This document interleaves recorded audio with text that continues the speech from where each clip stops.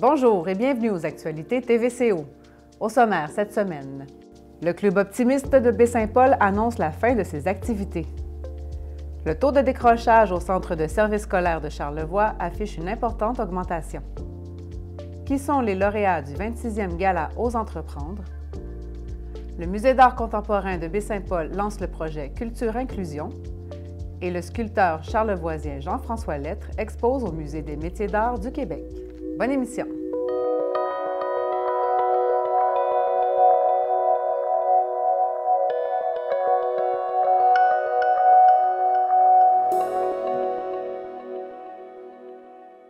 Les temps changent et le bénévolat n'est plus ce qu'il était. C'est une des raisons qui ont poussé les administrateurs du Club optimiste de Baie-Saint-Paul à prendre la décision de mettre fin à leurs activités. Entrevue avec le vice-président Alain Simard. Bonjour Alain Simard. Bonjour. Donc, le Club optimiste de Baie-Saint-Paul a annoncé récemment la fin de ses activités. J'aimerais que vous me parliez un peu de cette organisation que sont les clubs optimistes au Québec, mais aussi plus largement. Là. Oui, bien c'est sûr qu'aujourd'hui, j'aimerais mieux être là pour vous annoncer des activités des optimistes. On met fin pour plusieurs raisons qu'on expliquera au cours de l'entrevue, mais les optimistes, c'est une belle organisation, c'est une grande organisation internationale. Nous, on était reliés à cette organisation-là depuis 1975. Okay. Ça fait 48 ans qu'on fait le service ici dans Baie-Saint-Paul. Et puis, on a surtout comme créneau les 18 ans et moins, en fait, les jeunes. Okay. On s'est impliqué au niveau de la jeunesse ici à Baie-Saint-Paul, au niveau sportif, culturel, dans les écoles, puis un petit peu dans tout ce que les jeunes pouvaient imaginer. Et puis, on donnait la chance aux jeunes de participer à des activités.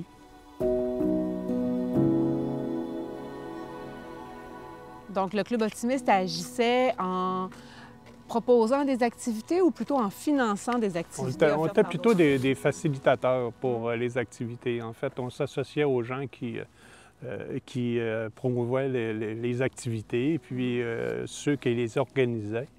Mais nous, on n'était pas les instigateurs comme tels des activités. Soit que ce soit les jeunes qui étaient les instigateurs et on venait en appui avec les gens qui organisaient l'activité. Soit en faisant des levées de fonds ou en encourageant aux jeunes pour participer à ces activités. Puis au niveau des levées de fonds, qu'est-ce qui se passait? C'était des activités comme de la vente de hot dogs? Oui, bien c'est sûr que les levées de fonds, on n'imprimait pas de l'argent. C'est bien plus on allait auprès des entreprises locales et puis aussi des gens. Et en organisant, nous, on faisait des organisations de soirées ou des bénéfices, des ventes de garage ou des choses comme ça pour récolter de l'argent. Et même des barrages routiers. OK. Un peu comme une guignolée. Une guignolée, oui. Oui. OK.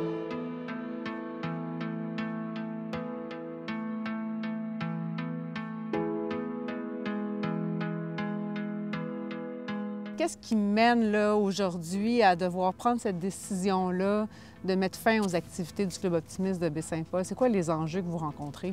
Bien, les enjeux, il y a aussi, c'est les difficultés qu'on rencontre parce que au cours de la pandémie, puis après la pandémie, plusieurs de nos membres qui ont quitté pour toutes sortes de raisons.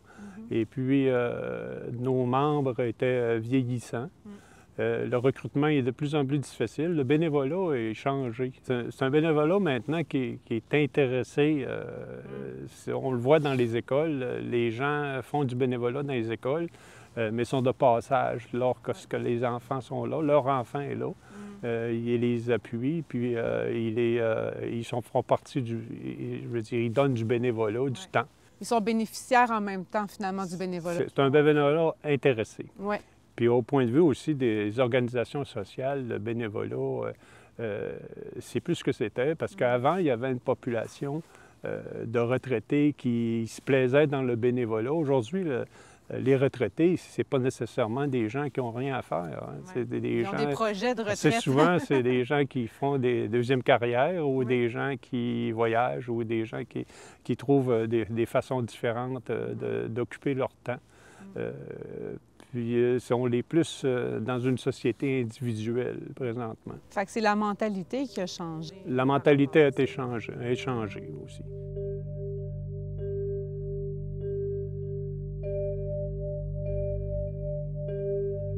Si je reviens un peu au niveau pour récolter des fonds aussi, on est une petite communauté ici dans la région. On est près de 7000 personnes. Les entreprises aussi, plusieurs entreprises qui ont eu de la difficulté avec le COVID et puis par la suite, l'après-COVID a été encore pas facile. Maintenant, pour ramasser des sous, c'est plus difficile. Puis il y a plusieurs organismes, il y a plusieurs clubs qui font la run pour ramasser des sous auprès des entreprises. Fait que nous, on s'alignait avec les autres. C'est souvent les mêmes qui sont sollicités là, en bout de ligne. C'est les mêmes. C'est les mêmes entreprises ou c'est les mêmes citoyens qui sont sollicités. Avez-vous une crainte que ce soit un phénomène qui se produise dans d'autres organismes? Je pense aux Chevaliers de Colomb aussi, qui ont une mission différente, mais qui donnent aussi beaucoup à la communauté. On s'en va dans une vague un peu comme ça, là? Ou... Bien, je ne sais pas. Pour nous c'est pas nécessairement une solution, mais c'est une décision qu'on a prise ensemble. Et puis, pour d'autres organisations, peut-être eux trouvent des façons de s'organiser qui étaient différents, de trouver de l'argent qui sont différents, différents que nous autres. Et puis aussi, il y a certains groupes qui sont plus jeunes, et puis plus d'initiatives, et puis nous, c'était la difficulté de trouver des nouveaux membres. Et puis d'amener, en amenant des nouveaux membres, c'est des nouvelles idées, puis des nouvelles responsabilités. Il y a forcément des activités ou des organismes qui vont être impactés du fait que le Club Optimiste met fin à ces activités. Est-ce que vous avez déjà eu des retours de la part de certains acteurs auprès de la jeunesse depuis cette annonce-là? Non, pas vraiment, parce qu'on est encore en soutien présentement à différentes écoles puis organismes. Mais c'est sûr que peut-être aussi qu'il y a d'autres organismes qui vont prendre notre place ou qui vont trouver ce qu'on ramassait comme sous, mais peut-être eux autres, ça va leur faciliter les choses à trouver des sous. Et puis, ils vont développer peut-être un meilleur service.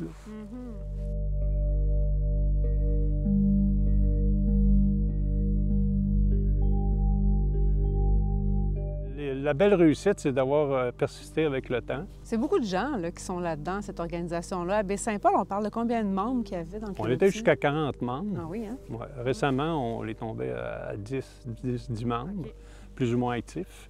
Mais au niveau du Québec, comme tel, on est à peu près 5000 membres. 5000 membres. Vous m'avez parlé tantôt d'un changement de mentalité, d'intérêt aussi par rapport au bénévolat.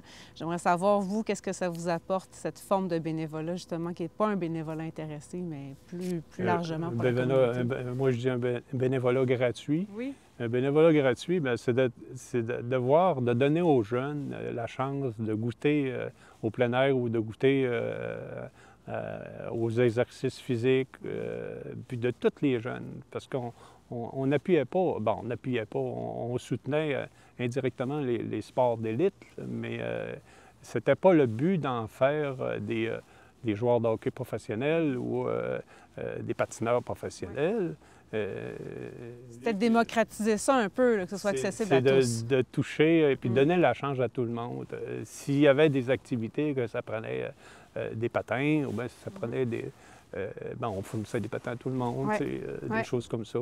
Puis tout le monde goûtait aux patins. Et ça ne veut pas dire qu'il allait patiner, mais au moins il y avait la chance de pouvoir participer. Oui. Bon, mais espérons que cet intérêt gratuit-là renaisse un peu tranquillement. Ce que je comprends, c'est que ce qui vous nourrit, c'est de voir le bien que vous faites aux autres, finalement. Absolument. C'est là que ça vous fait du bien à vous aussi. C'est ce qu'on recherche. C'était le but, nous, au niveau des optimistes, c'est ce qu'on visait, à être satisfait dans notre organisation. Puis aussi, c'est un mouvement social, en fin de compte, aussi. Puis le mouvement social faisait en sorte que ça nous donnait la chance de développer des amitiés avec des gens. Et puis, il y en a plusieurs aussi, des gens qui se sont intégrés dans la population en faisant partie des optimistes. Ça lui ouvrait la porte, puis ça ouvrait la porte de nouvelles personnes, puis ça lui donnait la chance de pouvoir s'intégrer dans la communauté, là. Merci beaucoup, M. Simard, puis Ça fait plaisir. On va vous souhaiter quand même une belle fin avec des réjouissances pour tout ce que vous avez accompli. Merci de nous avoir donné l'occasion de donner quelques explications. Puis aussi, on en profite pour remercier tous nos souteneurs pendant ce nombre d'années. Et tous les gens qui nous ont appuyés, puis les gens qui nous ont aidés à remplir cette belle cause-là.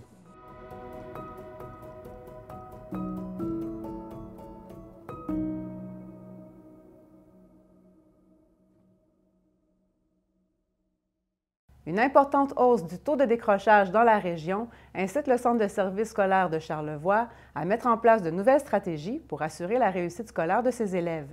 J'en discute avec la directrice générale, Martine Vallée. Martine Vallée, bonjour. Bonjour. Vous êtes directrice du Centre de services scolaires. On aborde ce sujet quelque peu préoccupant du décrochage scolaire, particulièrement dans notre région.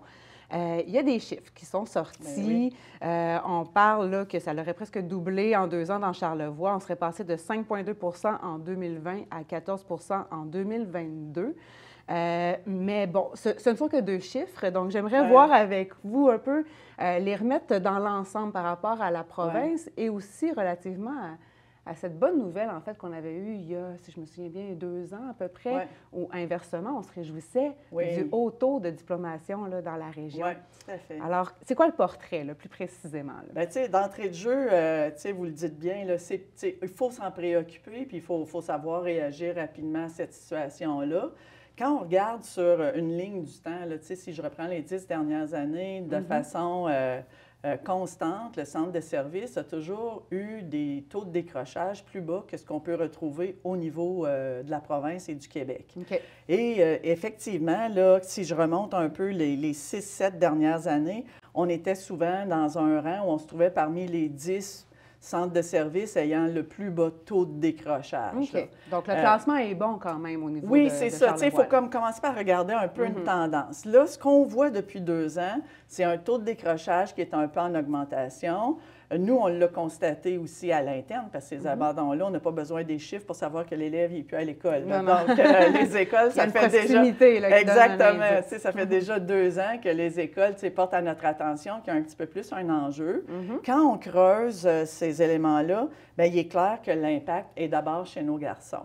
Oui. Et, ça, c'est connu. Le risque de décrochage est plus grand. La persévérance est plus difficile souvent pour les garçons. Ça, ce n'est pas unique à Charlevoix. Non. Maintenant, le gain qu'on avait fait dans Charlevoix, c'est qu'on avait réduit cet écart-là entre les garçons et les filles dans les dernières années à quasiment là, les années de façon à être à peu près là, équivalentes. Oui. Là, et ça, c'est super intéressant. Puis c'est là qu'on a marqué beaucoup de points par rapport au réseau, alors que l'écart entre les garçons et les filles, bien qu'il s'améliore au Québec, il demeure encore un écart important. Nous, on l'avait presque amené à nul là, comme écart. Ce qu'on est capable de décoder à ce moment-ci, c'est bien sûr, puis tu sais, je trouve que des fois la pandémie a le dos large, mais il faut quand même mentionner là, le phénomène de la pandémie. Oui, tu sais, quand c'est arrivé en 2020, il faut se rappeler que les élèves du secondaire ont quitté l'école en mars là, de façon urgente et ils ne sont pas revenus à l'école avant la rentrée. Là. Ça, des fois, on l'oublie, là, mais... Il y a eu différents modèles, si je me souviens bien. Là, moi, j'ai des enfants qui étaient au primaire à ce moment-là. Eux avaient certains cours à distance. Le primaire est revenu au mois de mai. Puis il y avait des cours, il y avait des rencontres, si on veut, pour garder le lien avec les professeurs. Au secondaire, comment ça s'est passé? Bien, il y avait ça, mais maintenant, comment s'assurer que tout le monde est là, que, tu sais... Puis même à ce moment-là, le ministère, il disait, c'est une offre qu'on fait, tu sais, mais le choix demeurait aux familles de dire, bien, mon enfant, il va suivre le cours à la maison. Tu sais, je veux dire, c'était pas une obligation de scolarisation, là, tu sais. Puis même le ministère, le nommait comme ça, comme étant « on va vous offrir la possibilité d'être scolarisé à la maison ». Maintenant, comment ça se vivait, le contexte dans lequel ça se vivait, est-ce que tout le monde était au rendez-vous? Bien là, on est dans un modèle à géométrie variable. Oui, là. puis on a tous appris en même temps à se servir des outils qui étaient disponibles. Nous, on apprenait à vitesse grand V, les élèves et les parents. Ça a été, oui, ça a été rock'n'roll. Exactement. Si on met la pandémie en cause là-dedans, est-ce qu'on peut dire que cette tendance-là qu'on note par rapport au décrochage, est-ce qu'elle est vue partout au Québec? Oui, actuellement, on suit les lignes. C'est juste qu'on se plaçait mieux qu'ailleurs, mais on suit vraiment les courbes de ce qui se passe au Québec. Donc, si on regarde les 2 dernières années, bien oui, le taux de décrochage au Québec a été en augmentation dans l'ensemble du réseau, là, pas seulement dans Charlevoix. Donc, au niveau de la tendance, on suit ce qui se passe un peu au Québec. Ensuite, bien, il y a un autre facteur qu'on voit, c'est la pénurie de main-d'œuvre. Ça devient très alléchant. Les emplois, regardez juste les salaires actuellement là, qui sont offerts sur le marché. Ça peut devenir vite alléchant aussi d'intégrer le marché du travail. Ça fait, je vous dirais que c'est peut-être les 2 facteurs là, depuis 2-3 ans qui ont peut-être ramené cette vulnérabilité-là qu'on a davantage chez nos garçons. Puis dans le fond, nous, la leçon qu'on apprend là-dedans, c'est qu'il n'y a rien d'acquis. Non, c'est toujours variable. Exactement, il n'y a rien d'acquis. Il suffit d'avoir des facteurs ou des déclencheurs pour arriver à dire « Oups, là, tout d'un coup, le gain qu'on avait fait, bien, on est en train de reculer. » Mais là, si on suit la tendance générale, vous dites que dans cette marge de tendance-là, on a peut-être rabaissé quand même un petit peu. Est-ce qu'il y a une situation particulière en Charlevoix, qui pourrait expliquer ça? Ou... non, tu sais, de dire qu'il y a vraiment un facteur qui est particulier à Charlevoix, là, pour l'instant, on n'est pas capable de dire qu'il y a actuellement un facteur qui est vraiment propre à notre organisation. On voit que l'effet est un peu plus marqué quand on se compare. Là, on voit que les centres de services qui sont en région, le phénomène du décrochage semble être plus important que dans les milieux urbains. Fait que, tu sais, ça, on se dit, OK, donc cette tendance-là... à ce niveau-là. Exactement. Maintenant, comment l'expliquer? Là, là, c'est un petit peu le portrait qu'on tente de faire de chacun de nos décrocheurs, puis ce qui a pu motiver la décision d'abandonner. Là, c'est sûr que les chiffres qu'on a, on le rappelle, c'est de 2020 à 2022, parce que, 2023-2024, on est dedans, puis il y a un petit délai là, avant de... Oui, c'est intéressant de comprendre ça. Pour le ministère de l'Éducation, il va faire une lecture. L'élève termine au mois de juin. Son 5e secondaire sans diplôme. Le ministère va tenter de le trouver dans le système. Est-ce qu'il est, en quelque part au Québec, revenu à l'école au mois de septembre? Soit dans l'établissement où il était, s'il est de retour, il ne sera pas décrocheur. Est-ce qu'il est ailleurs en formation générale des adultes? Est-ce qu'il est rendu dans notre secteur de formation générale aux adultes? Y a-tu pris le chemin d'aller vers un centre de formation professionnelle? Parce qu'on a accès à des programmes à partir de nos crédits de 4e secondaire. Est-ce qu'il a fait le choix de se diriger vers un centre de formation professionnelle pour aller chercher un premier diplôme d'études professionnelles? Donc, si le ministère le trouve au mois de septembre, en quelque part, il ne le considère pas comme décrocheur. Ensuite, il fait une autre lecture rendue au mois de janvier pour voir, lui, il a peut-être pas, on ne l'a pas trouvé à l'automne. Il a goûté au marché du travail, mais il a réalisé qu'il avait peut-être intérêt à retourner à l'école. Peut-être réfléchi, exactement. Voyage. Il a eu le temps, c'est ça. Il a eu le temps de faire des réflexions. Puis là, il est revenu, donc il ne le considère pas. C'est vraiment au terme. Donc, il quitte au mois de juin. Le ministère va le chercher pendant 1 an. OK. Juste, puis là, si au mois de juin de l'année suivante, il n'est toujours pas revenu à la rentrée scolaire qui suit ce juin-là, là, il le considère comme étant un abandon. OK, d'accord.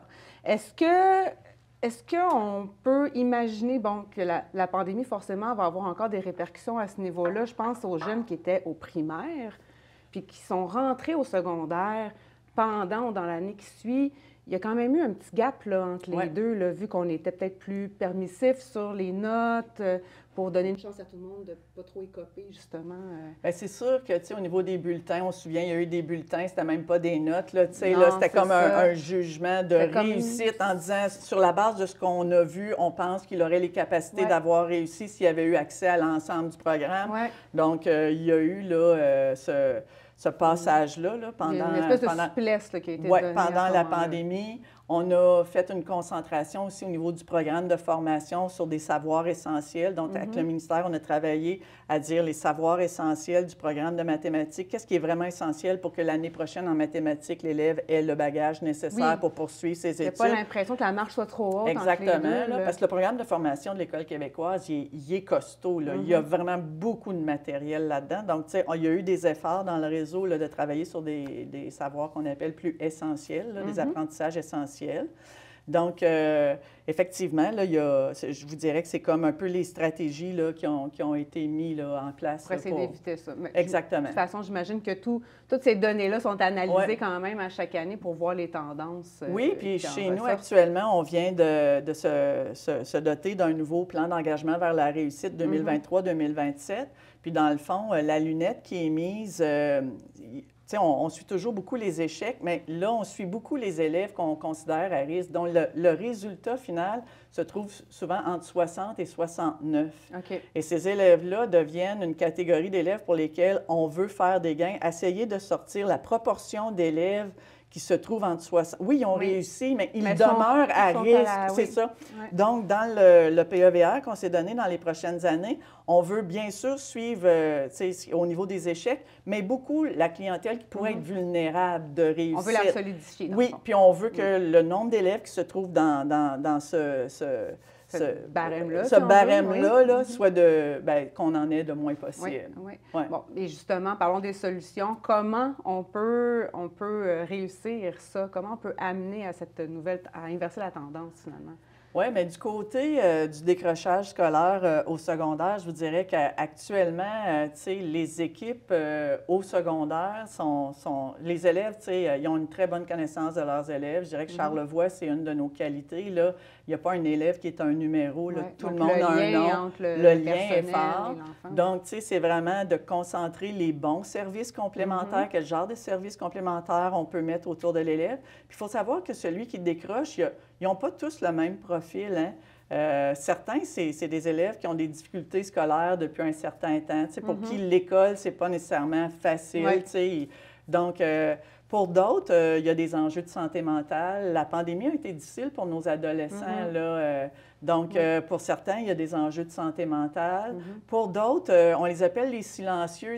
À l'école, tu ne les entends pas, ils ne dérangent pas, que ça pourrait bien aller. Ça fait que là, on est en train de peaufiner nos indicateurs puis nos prédicteurs de vulnérabilité.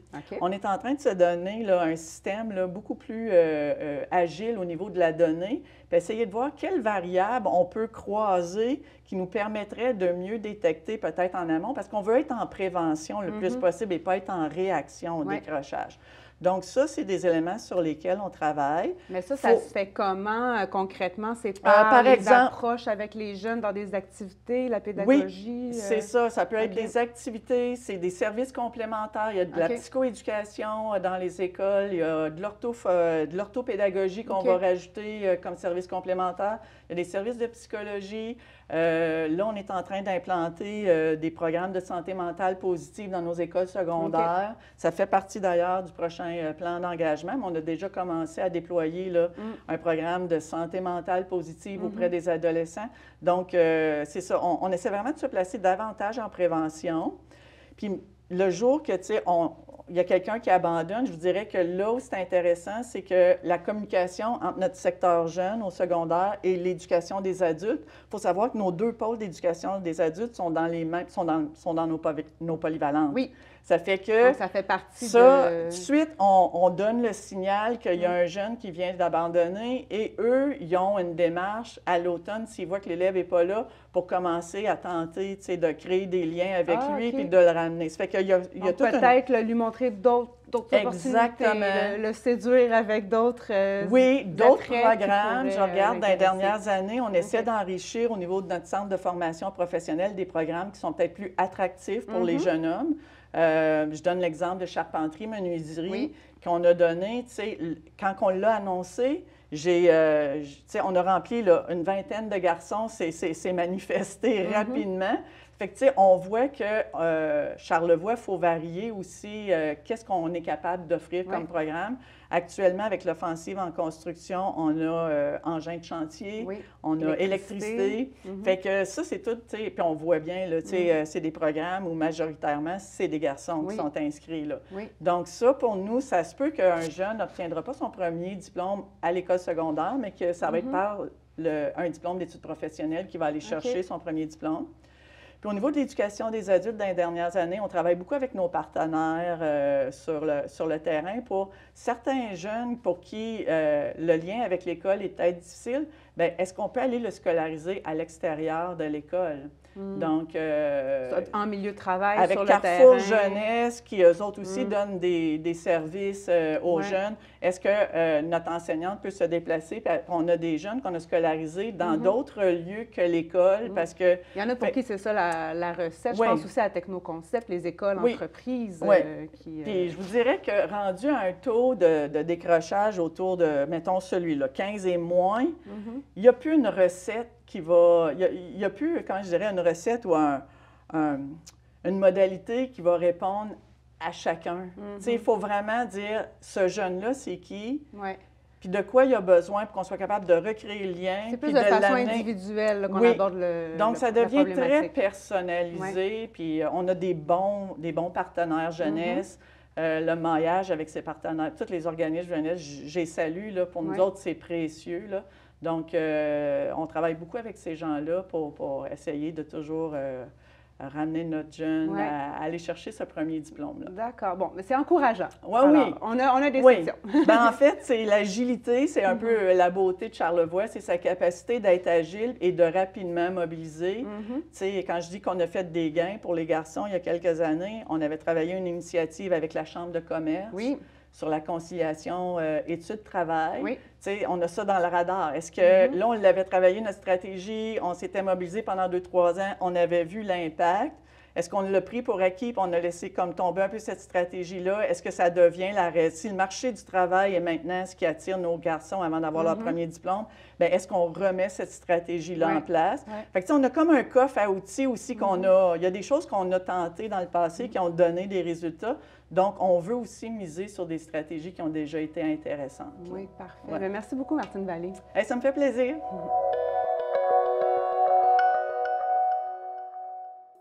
La finale locale du défi Ose entreprendre a couronné 12 projets entrepreneuriales qui passeront maintenant à l'échelon régional. En voici un aperçu. L'édition 2024 de la finale locale du défi Ose entreprendre a accueilli cette année un nombre impressionnant de candidatures au volet scolaire provenant des 2 MRC de la région de Charlevoix. En tout 17 projets, donc 12 au niveau scolaire. Ça, c'est vraiment là, une de nos plus grosses années. On est très, très fiers. C'est des beaux projets diversifiés dans toute la région de Charlevoix. Souvent, ça tournait autour des mêmes écoles. Cette année, c'est vraiment éparpillé. Donc, c'est un excellent signe là, de dynamisme, je crois, qu'on a sur notre territoire. Au niveau entrepreneur, c'est plus bas un petit peu depuis les dernières années, mais il y a beaucoup de relèves d'entreprises qui se passent aussi. Puis ça, on ne l'a pas au défi Ose entreprendre, ce volet-là. Donc, peut-être ce qui explique qu'on a un peu moins de débarrage, mais les candidatures qu'on a reçues, c'est vraiment des belles candidatures. Puis malgré la peu de quantité des fois qu'on a, on réussit toujours quand même à se rendre très loin aux échelons régional et national par la suite. Le défi étant surtout orienté sur l'encouragement au démarrage d'entreprise, la conjoncture actuelle amène les organisateurs à ajouter de nouvelles catégories comme Faire affaire ensemble, qui récompense des entreprises basées sur le partenariat. L'augmentation du reprenariat pourrait peut-être aussi donner lieu à une nouvelle catégorie. Parce qu'ils l'ont essayé il y a vraiment peut-être 10 ans, quelque chose comme ça. Puis là, à ce moment-là, c'était moins présent, le reprenariat. Là, ça l'est plus. Fait peut-être, on ne sait jamais. Ils ajoutent souvent des nouveaux volets, comme le volet Faire affaire ensemble, qu'on a des entreprises qui ont participé, qui vont bien nous représenter aussi. Donc ça, c'est un volet super intéressant. Les gagnants des éditions locales de toutes les régions pourraient à présent cheminer vers les échelons suivants, autant dans les catégories entreprises que les catégories scolaires. Tous les lauréats, leurs dossiers vont être en analyse dès la semaine prochaine au niveau de l'échelon régional. Donc là, c'est capitale-nationale. Alors, les jurys vont analyser les dossiers, vont en appeler certains en entrevue qui vont se trouver être des finalistes pour éventuellement aller au gala le 29 avril du côté du Musée de la Civilisation à Québec. Et c'est là qu'on va connaître les gagnants. Les gagnants, encore là, vont monter à l'échelon national. Donc là, c'est la province au complet qui célèbre l'entrepreneuriat à tous les niveaux. Selon Myriam Gauthier, les entrepreneurs et futurs entrepreneurs charlevoisiens se démarquent à travers les éditions et parviennent souvent à se hisser au niveau national. On a souvent des gagnants qui se rendent au national. Hydromel Charlevoix l'a mentionné justement avec, tantôt, ils ont aussi sur la scène. Repère Boréal avait gagné Faire affaire ensemble l'année passée au national. Donc, on a vraiment souvent des beaux dossiers là, dans différents volets qui se rendent loin. Puis, cette année, on a le festif au prix Réussite Inc. qui pourrait justement peut-être se rendre très, très loin. L'attitude entrepreneuriale de la région serait peut-être le secret de la réussite des projets d'ici. Bien, je pense que c'est la persévérance et la collaboration qui se fait beaucoup entre les projets.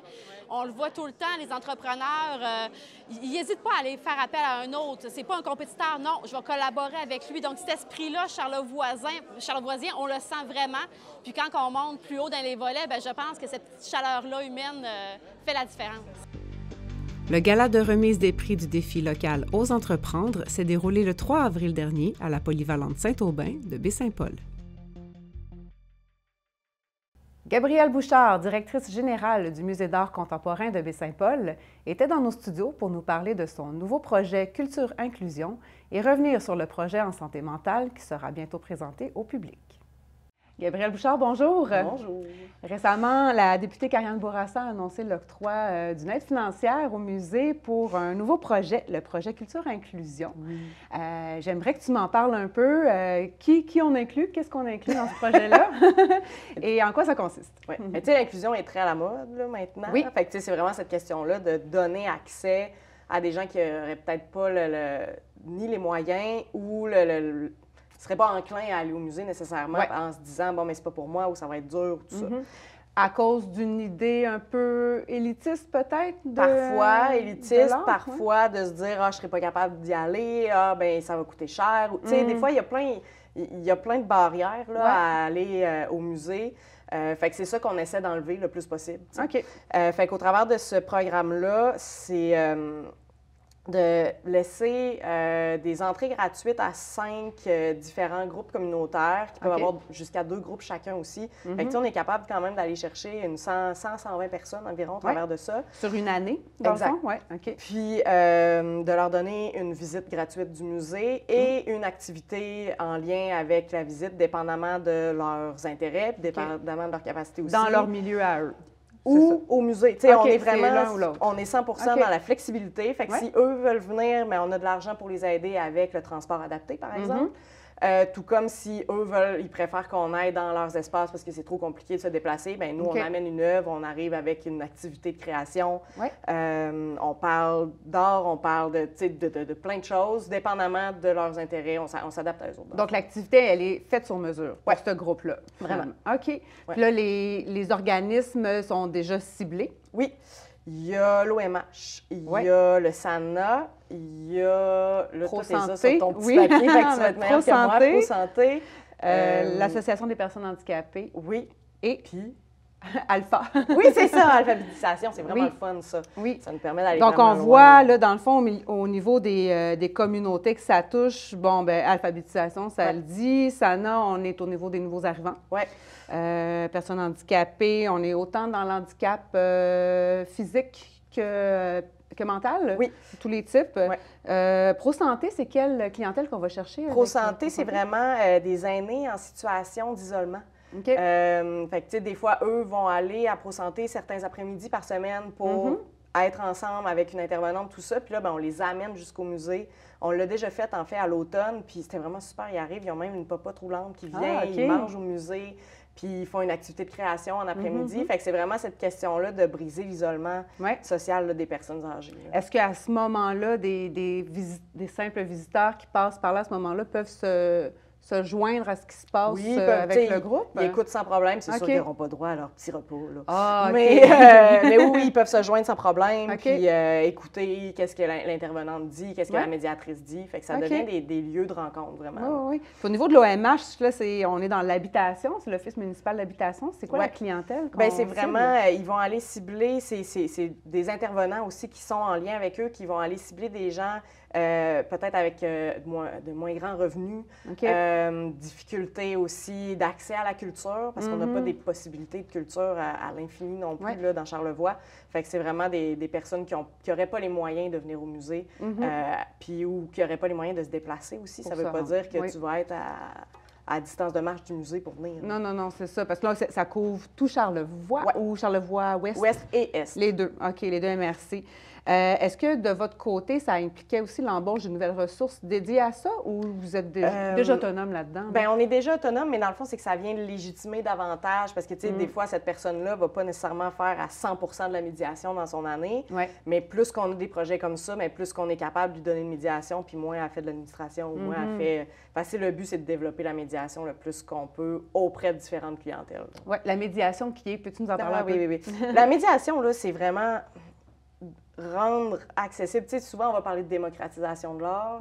Fait que, tu sais, c'est un peu de rendre accessible l'art par des activités, par des visites, par des explications. Ça peut se faire vraiment de différentes manières, mais... C'est dans les deux sens, hein? C'est ça. C'est la discussion, exact. Que la personne qui voit, il donne du sien, puis que la personne qui fait la visite, tu sais, c'est pas « voici ce qu'il faut que tu vois », c'est « qu'est-ce que tu vois ». Comment ça te parle, qu'est-ce que ça vient chercher pour toi, qu'est-ce que ça te rappelle. Fait que, tu sais, ça met les gens en confiance beaucoup. Puis, ben c'est ça, cette question-là de briser l'isolement, c'est pas juste pour les personnes âgées, ça peut être aussi pour les nouveaux arrivants.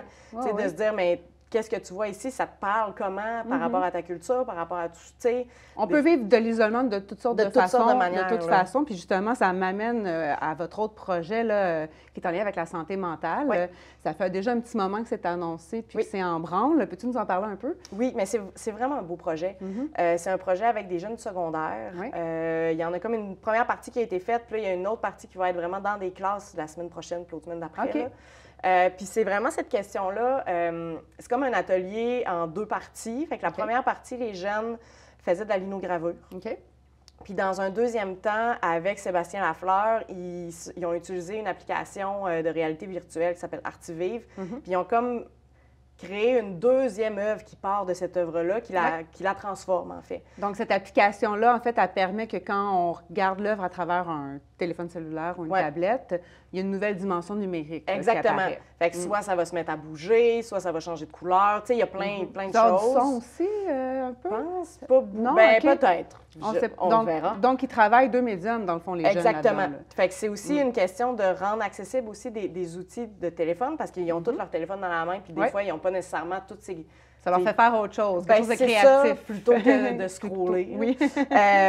Puis c'est aussi, tu sais, le lien avec la santé mentale là-dedans, mais c'est de se dire, oui, OK, tu vois une œuvre, mais tu peux en voir une autre. Tu sais, il y a quelque chose de caché, il y a quelque chose qui peut se rajouter. Fait que oui, on est à Polyvalente, on voit des jeunes, ils ont tout l'air de tellement bien aller, puis moi, je ne vais pas bien, mais pourquoi eux, ils vont si bien? Mais dans le fond, tu peux jamais savoir c'est quoi qui se cache en dedans. Exact. Puis ça a vraiment amené des super belles conversations, hyper touchantes avec les jeunes. Est-ce que les œuvres, le sujet des œuvres porte sur la santé mentale ou on est vraiment plus... C'est plus un lien entre la présentation puis le... Bien, c'est un lien entre la présentation, mais tu sais, au final, quand on voit les œuvres qui ont été faites, je les ai vues cette semaine, puis, tu sais, il y en a une, elle a fait un phénix. Puis quand tu passes avec l'application, le phénix, il bat des ailes. Puis pour elle, c'est vraiment... Fait que, tu sais, non, elle n'a pas fait quelqu'un sur un lit d'hôpital. Non, c'est des symboliques. Mais des pour métaphores. elle, c'était ça. Il y en a une qui travaille autour de la chance. Il y en a une qui a mis quelque chose qui lui fait du bien, en fait. Fait que, tu sais, tu vois que c'est là, c'est pas nécessairement surligné, mais tu sais, c'est ça qui leur a fait du bien de créer aussi, puis c'était représentatif pour elles. Et là, bon, tu l'as dit, ces œuvres-là, elles vont être présentées bientôt au public. Oui, mais dans le fond, de deux manières différentes. Dans le cadre de la semaine de la santé mentale, qui est comme la première semaine de mai, on va les présenter au musée. Donc, on est vraiment en train de préparer là, une mise en place pour qu'on voit aussi, tu sais, qu'est-ce qu'ils ont fait, le processus pour se rendre jusque-là. Donc, il y aura un événement, un vernissage pour ça? Il va y avoir un vernissage. Puis, on amène aussi certaines des œuvres qu'on a sélectionnées dans les écoles, les autres écoles dans Charlevoix. Pour qu'ils soient présentés aussi pendant la semaine de la santé mentale. Fait que les jeunes n'auront pas nécessairement besoin de se déplacer au musée, puis on va aller en porter autant dans Charlevoix-Ouest que dans Charlevoix-Est. Fait que vraiment pour amener cette sensibilisation-là sur qu'est-ce qui se cache à l'intérieur, qu'est-ce qui est en dedans par rapport à qu'est-ce qu'on projette. Est-ce que c'est un projet que vous avez déjà l'intention de ramener l'année prochaine, peut-être avec une autre école? On regarde comment c'est dur, les projets avec les ados. Oui. C'est dur qu'ils embarquent. Bien, ça vous prend juste un petit bassin quand même pour que ça fonctionne. Mais donc, on va chercher, ça a été du gros jus de bras pour réussir à faire embarquer les gens. Il y a la question du transport. Ouais. Tu sais, des fois, ton parent, il vient te chercher à telle heure, mais il ne peut pas venir te chercher 2 heures plus tard au musée quand il faut qu'il... Tu sais, fait qu'il y a tous ces éléments-là. Peut-être que de voir le résultat de ce qui a été fait cette année, ça pourra donner le goût au prochain. Avant de terminer, Gabrielle, vous avez un événement qui s'en vient le 18 avril à ne pas manquer. À ne vraiment pas manquer. Qu'est-ce qui se passe? Il se passe qu'on annonce tout. En 5 à 7, on annonce autant les artistes du symposium. Ça va être un super symposium. Encore une fois. Encore une fois, évidemment. On annonce les événements là, de l'été, les 2 expositions principales qui vont être présentées l'été. On annonce aussi notre projet de ruelle. Il va ressembler à quoi? Parce que nous avons un beau projet de ruelle. Fait que tout ça, là, on devrait être capable de tout annoncer au 18 avril. Un petit 5 à 7, tranquille. Ouvert à tous. Ouvert à tous. Est-ce qu'il y a des billets à réserver pour avoir son petit verre? Non? Non, nous autres, on est bien willing, ces petits verres. Ça va se passer dans le pavillon, en arrière? Non, vraiment dans le musée. Dans le hall. Idéalement, il fera beau. Puis, et on pourrait faire une première terrasse en même temps. S'il vous plaît. Avec cette belle Super. neige. Donc, le 18 avril, c'est un rendez-vous. Merci beaucoup, Gabrielle Bouchard. Ça fait plaisir. Merci à toi.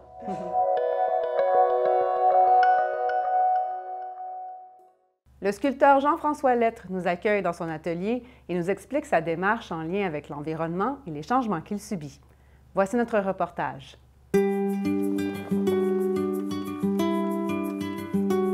Dans l'atelier des éboulements de Jean-François Lettre, les projets d'ébénisterie côtoient les œuvres d'art de l'artiste qui expose pour une première fois dans un musée avec une exposition solo sous le thème « État transitoire ». Ça fait 10 ans que je fais de l'ébénisterie, puis tu sais, moi, je me considère pas vraiment comme un ébéniste. Tu sais, je regarde des ébénistes, tu sais, j'utilise des techniques d'ébénisterie pour créer des choses, dont des choses utilitaires, mais le côté artistique. Fait que le déclic s'est fait à peu près 3 ans après avoir commencé l'ébénisterie, les petites pièces dans les salons, tout ça. Avec les tableaux. J'avais une période creuse en hiver, puis je me suis mis à pousser un peu plus l'idée des tableaux, puis comment je pourrais les présenter. Le processus de création du sculpteur démarre dès la première approche avec la matière. Premièrement, le bois brut, ça peut m'orienter pour dire « Ah, cette pièce-là est intéressante, je pourrais aller vers telle chose avec. » Donc, la matière, en partant. Le bois assez dégradé. Ou même mes meubles, mes créations de meubles, tout ça, c'est souvent la forme de la planche ou l'armoire que tu as vu aussi. Ou c'est ça qui inspire. C'est ça, oui, exact. Je pars de ça, puis je brode avec ça. Fait que c'est souvent cette méthode-là. Il y a de la technique de plus en plus. J'ai découvert une manière de travailler qui m'amène un motif plus qu'un autre. Mais je dirais qu'il y a une part de hasard, c'est sûr, dans la création. Mais quand je découvre un personnage, parce qu'il y en a, là. Oui, on les voit d'ailleurs. On les voit, là.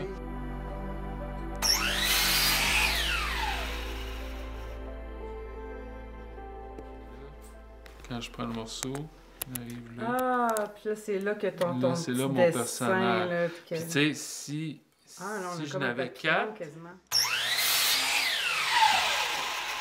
Là, tu crées un personnage ou un genre de papillon, une étoile. Ces personnages et formes découvertes dans le bois sont souvent créés grâce à ce que l'artiste appelle la microgravure. En fait, c'est d'utiliser justement les champignons, les traces des champignons dans le bois qui se sont développés. C'est pour ça que ça me prend du bois atteint. Il y a les champignons, il y a les fissures, il y a les nœuds, tout ça. Mais les champignons font des traits noirs comme du crayon, en fait. Puis en jouant avec ces traits-là, puis en les assemblant, j'invente des personnages. Fait que de là est venue l'idée de la microgravure. C'est pas de la gravure comme de la pyrogravure, mais c'est quand même d'utiliser ce que les champignons ont tracé pour assembler puis créer des histoires, des personnages.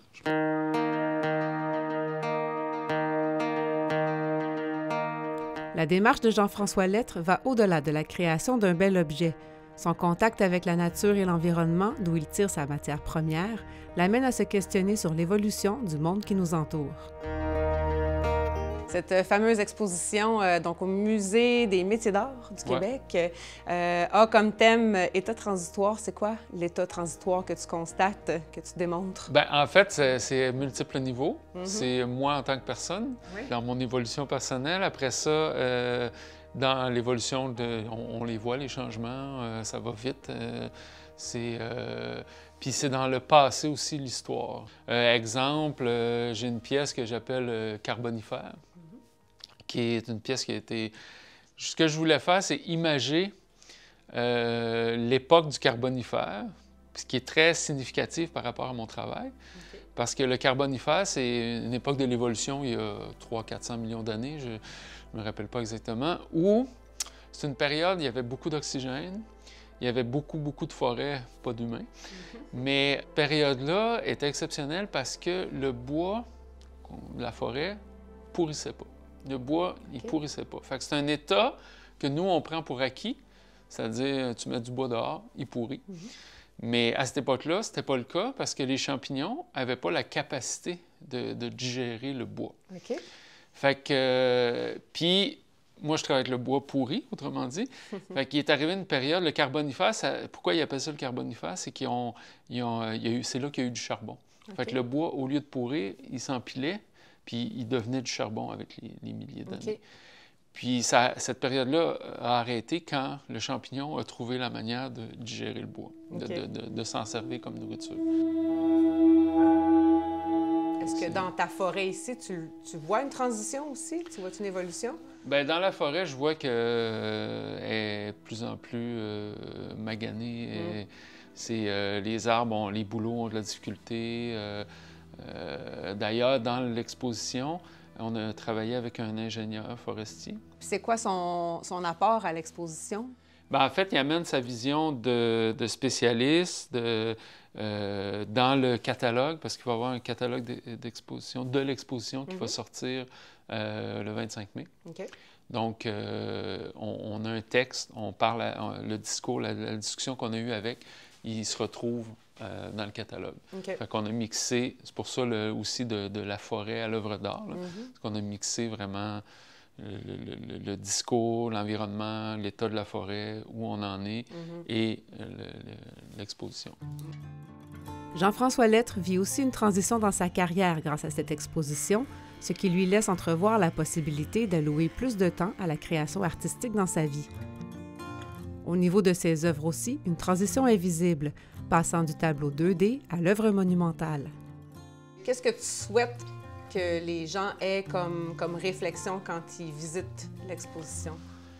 Bien, c'est sûr, justement, la réflexion sur, on le dit même dans le texte, l'impermanence des choses, c'est que tout change. Nous, comme personnes, l'évolution de la Terre, puis même dans l'idée le Carbonifère, je reviens au Carbonifère, qui est une période où le bois pourrissait pas parce qu'il n'y avait pas d'organisme qui était capable de le digérer. Mais on peut faire une transition aujourd'hui puis dire le plastique, la quantité de plastique qu'il y a, c'est effroyable. Mais un jour, ça va sûrement devenir une source de nourriture pour un organisme quelconque. Ça s'est fait, ça va se faire, c'est comme ça. Fait que notre vision en tant qu'humain, si les gens peuvent comprendre que tout change, puis il faut être proactif là-dedans, mais que... Y a-t-il comme une acceptation à aller chercher? Ou... Bien, sans être une acceptation ou une renonciation à passer à l'action, c'est qu'anyway, ça va se faire. Sauf que, est-ce que ça va se faire nous autres? Ou sans nous autres, parce que la Terre, elle va continuer à évoluer. L'exposition État transitoire est présentée au Musée des métiers d'art du Québec jusqu'au 4 août 2024. C'est ce qui conclut les actualités cette semaine. Au nom de toute l'équipe, merci d'avoir été des nôtres et à la prochaine.